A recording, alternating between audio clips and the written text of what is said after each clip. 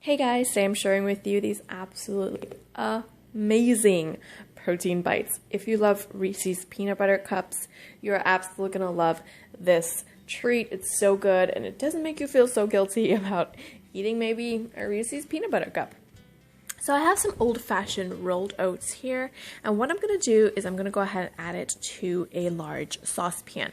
Now this is what sets it apart so much, is what I think it just makes it so much better, is we're going to go ahead and toast our oats. I have some oats here. I'm going to place it on my saucepan and make sure that it's one layer, and toasting that oats is going to enhance the flavor and give it such a lovely crunch. It's going to be fantastic. So on medium heat, I just have my oats here. I'm going to let it go on medium heat for about a minute on one side and just let it toast away for that 1 minute on medium heat.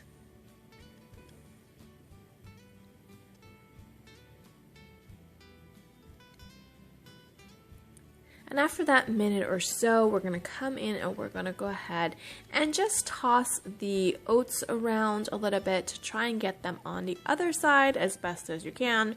Doesn't have to be perfect, but you want to try and get both sides toasted a little bit. And what we're looking for is a nice light golden brown color. Don't want to burn it, but we just want to lightly toast it. So after I've gotten it on the other side as best as I can, I'm not going to go through each oat to make sure that it's perfectly turned, but we're going to let that go for another minute or so. Then I'm going to come in and give it another gentle toss.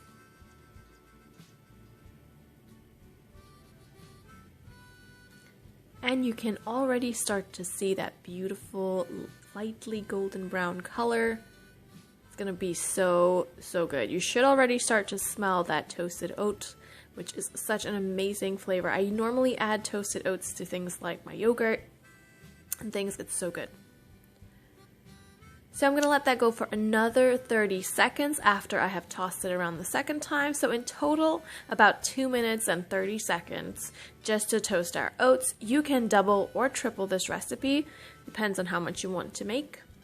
So after that 2 minutes and 30 seconds on both sides, I'm going to go ahead and remove this from the heat.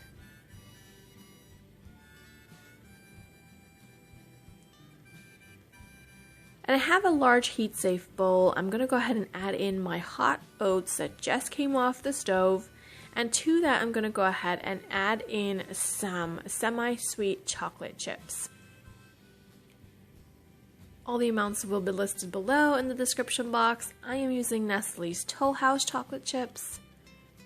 And I'm going to go ahead and mix this chocolate chips in with the hot oats. And what that's going to do is kind of melt those chocolate chips down into the oats, which works so good as well because it holds together so well when it's finished because of the melted chocolate chips.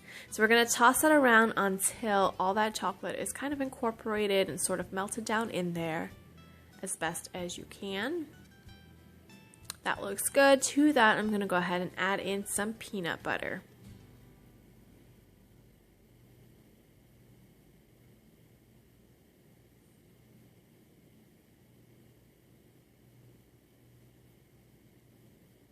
I'm also going to be adding in some chia seeds. I usually have chia seeds on hand.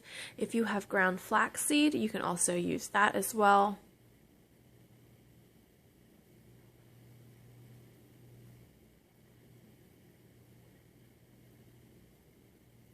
And I'm going to add in a little bit of honey, just to add a little bit of sweetness. You can add more if you want, but I think this is a good amount of honey for this recipe. And I'm just going to go ahead and mix all of this together, just to make sure everything is thoroughly incorporated and evenly distributed.